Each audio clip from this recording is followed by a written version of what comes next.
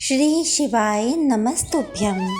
प्यारे भक्तों, सावन मास चल रहा है। इस वीडियो में आप सुन रहे हैं सावन मास महात्म्य कथा का अध्याय 3। लेकिन सबसे पहले स्वागत करती हूँ आप सभी का आपके अपने इस चैनल पर, और भगवान भोलेनाथ और माँ पार्वती से मैं यही प्रार्थना करती हूँ कि भगवान भोलेनाथ और माँ पार्वती आप पर और आपके समस्त परिवार पर अपनी कृपा बनाए रखें और इस सावन मास के पूर्ण होते होते ही आप सभी की मनोकामनाएं पूर्ण कर दें। तो भगवान भोले बाबा और माँ पार्वती का स्मरण करते हुए आइए सुनिए भक्तों सावन मास महात्म्य कथा का अध्याय 3। इस अध्याय में श्रावण मास में की जाने वाली भगवान शिव की लक्ष्य पूजा का वर्णन किया गया है। सनत कुमार बोले, हे भगवान, आपने श्रावण मासों का संक्षिप्त वर्णन किया है।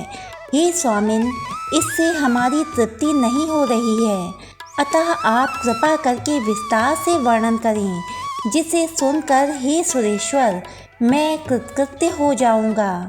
ईश्वर बोले, हे योगीश, जो बुद्धिमान नक्त व्रत के द्वारा श्रावण मास को व्यतीत करता है वह 12 महीने में नक्त व्रत करने के फल का भागी होता है। नक्त व्रत में दिन की समाप्ति के पूर्व सन्यासियों के लिए एवं रात्रि में गृहस्थों के लिए भोजन का विधान है। उसमें सूर्यास्त के बाद की 3 घड़ियों को छोड़कर नक्त भोजन का समय होता है। सूर्य के अस्त होने के बाद 3 घड़ी संध्या काल होता है। संध्या वेला में आहार, मैथुन, निद्रा और चौथा स्वाध्याय, इन चारों कर्मों का त्याग कर देना चाहिए। गृहस्थ और यति के भेद से उनकी व्यवस्था के विषय में मुझसे सुनिए। सूर्य के मंद पड़ जाने पर जब अपनी छाया अपने शरीर से दुगनी हो जाए, उस समय के भोजन को यति के लिए नक्त भोजन कहा गया है। रात्रि भोजन उनके लिए नक्त भोजन नहीं होता। तारों के दृष्टिगत होने पर विद्वानों ने गृहस्थ के लिए नक्त कहा है। यति के लिए दिन के 8वें भाग के शेष रहने पर भोजन का विधान है। उसके लिए रात्रि में भोजन का निषेध किया गया है। गृहस्थ को चाहिए कि वह विधि पूर्वक रात्रि में नक्त भोजन करे, और यति, विधवा तथा विधुर व्यक्ति सूर्य के रहते नक्त व्रत करे। विधुर व्यक्ति यदि पुत्रवान हो तब उसे भी रात्रि में ही नक्त व्रत करना चाहिए। इस प्रकार बुद्धिमान मनुष्य को अपने अधिकार के अनुसार नक्त व्रत करना चाहिए। इस मास में नक्त व्रत करने वाला व्यक्ति परम गति प्राप्त करता है। मैं प्रातःकाल स्नान करूँगा, ब्रह्मचर्य व्रत का पालन करूँगा, नक्त भोजन करूँगा, पृथ्वी पर सोऊंगा और प्राणियों पर दया करूँगा। हे देव, इस व्रत को प्रारंभ करने पर यदि मैं मर जाऊँ तो हे जगतपते, आपकी कृपा से मेरा व्रत पूर्ण हो। ऐसा संकल्प करके बुद्धिमान व्यक्ति को श्रावण मास में प्रतिदिन नक्त व्रत करना चाहिए। इस प्रकार नक्त व्रत करने वाला मुझे अत्यंत प्रिय होता है। ब्राह्मण के द्वारा अथवा स्वयं ही अति रुद्र, महारुद्र अथवा रुद्र मंत्र से महीने भर प्रतिदिन अभिषेक करना चाहिए।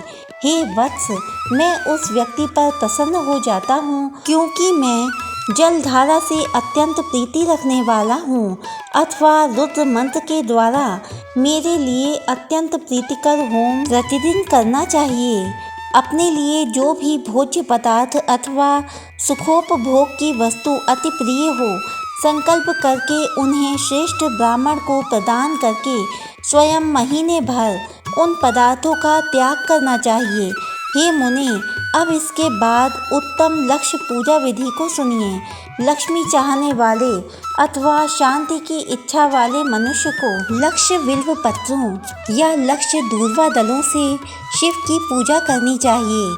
आयु की कामना करने वाले को चंपा के लक्ष्य पुष्पों तथा विद्या चाहने वाले व्यक्ति को मल्लिका या चमेली के लक्ष्य पुष्पों से श्री हरि की पूजा करनी चाहिए। शिव तथा विष्णु की प्रसन्नता तुलसी के दलों से सिद्ध होती है।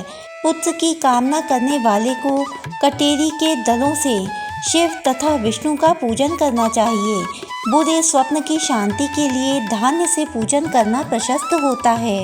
देव के समक्ष निर्मित किए गए रंगवल्ली आदि से विभिन्न रंगों से रंजित पद्म, स्वस्तिक और चक्र आदि से प्रभु की पूजा करनी चाहिए।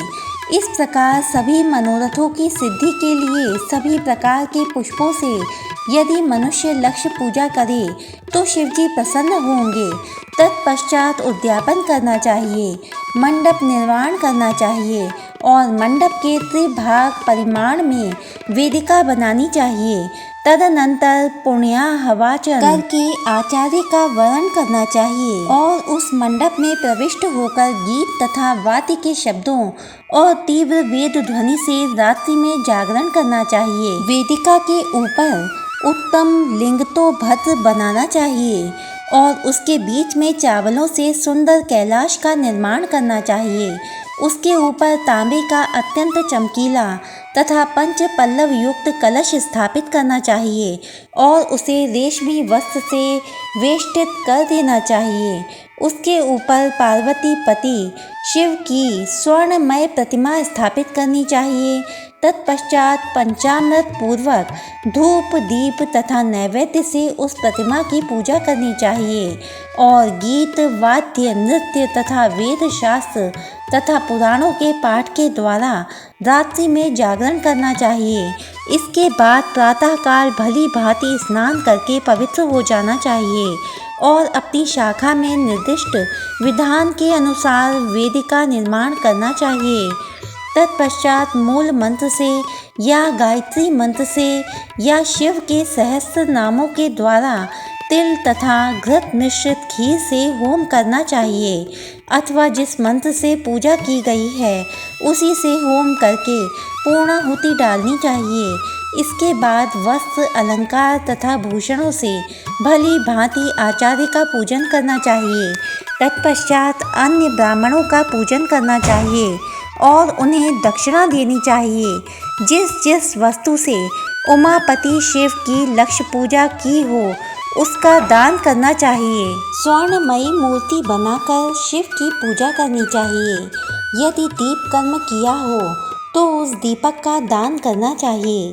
चांदी का दीपक और स्वर्ण की वर्तिका अर्थात बत्ती बनाकर उसे गोघृत से भरकर सभी कामनाओं और अर्थ की सिद्धि के लिए उसका दान करना चाहिए।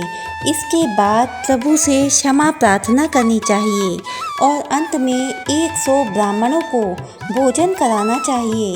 हे मुने, जो व्यक्ति इस प्रकार पूजा करता है मैं उस पर प्रसन्न होता हूँ।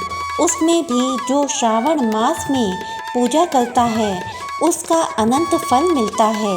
यदि अपने लिए अत्यंत प्रिय कोई वस्तु मुझे अर्पण करने के विचार से इस मास में कोई त्यागता है तो अब उसका फल सुनिए। इस लोक में तथा परलोक में उसकी प्राप्ति लाख गुना अधिक होती है। सकाम करने से अभिलक्षित सिद्धि होती है और निष्काम करने से परम गति मिलती है। इस मास में रुद्राभिषेक करने वाला मनुष्य उसके पाठ की अक्षर संख्या से एक एक अक्षर के लिए करोड़ करोड़ वर्षों तक रुद्र लोक में प्रतिष्ठा प्राप्त करता है। पंचामृत का अभिषेक करने से मनुष्य अमरत्व प्राप्त करता है। इस मास में जो मनुष्य भूमि पर शयन करता है उसका फल भी मुझसे सुनिए। हे द्विश्रेष्ठ, वह मनुष्य 9 प्रकार के रत्नों से जड़ी हुई सुंदर वस्त्र से आच्छादित, बिछे हुए कोमल गद्दे से सुशोभित, देश तकियों से युक्त, रम्य स्त्रियों से विभूषित, रत्न निर्मित दीपों से मंडित तथा अत्यंत मृदु और गरुणाकार प्रवाल मणि निर्मित अथवा हाथी दांत की बनी हुई अथवा चंदन की बनी हुई उत्तम तथा शुभ शैया प्राप्त करता है। इस मास में ब्रह्मचर्य का पालन करने से वीर की दृढ़ पुष्टि होती है।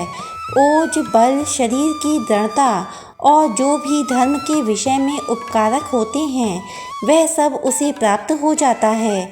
निष्काम ब्रह्मचर्य व्रती को साक्षात ब्रह्म प्राप्ति होती है और सकाम को स्वर्ग तथा सुंदर देवांगनाओं की प्राप्ति होती है। इस मास में दिन रात अथवा केवल दिन में अथवा भोजन के समय मौन व्रत धारण करने वाला भी महान वक्ता हो जाता है। व्रत के अंत में घंटा और पुस्तक का दान करना चाहिए। मौन व्रत के महात्म्य से मनुष्य सभी शास्त्रों में कुशल तथा वेद वेदांग में पारंगत हो जाता है तथा बुद्धि में बृहस्पति के समान हो जाता है। मौन धारण करने वाले का किसी से कलह नहीं होता, अतः मौन व्रत अत्यंत उत्कृष्ट है। श्री शिवाय नमस्तुभ्यम।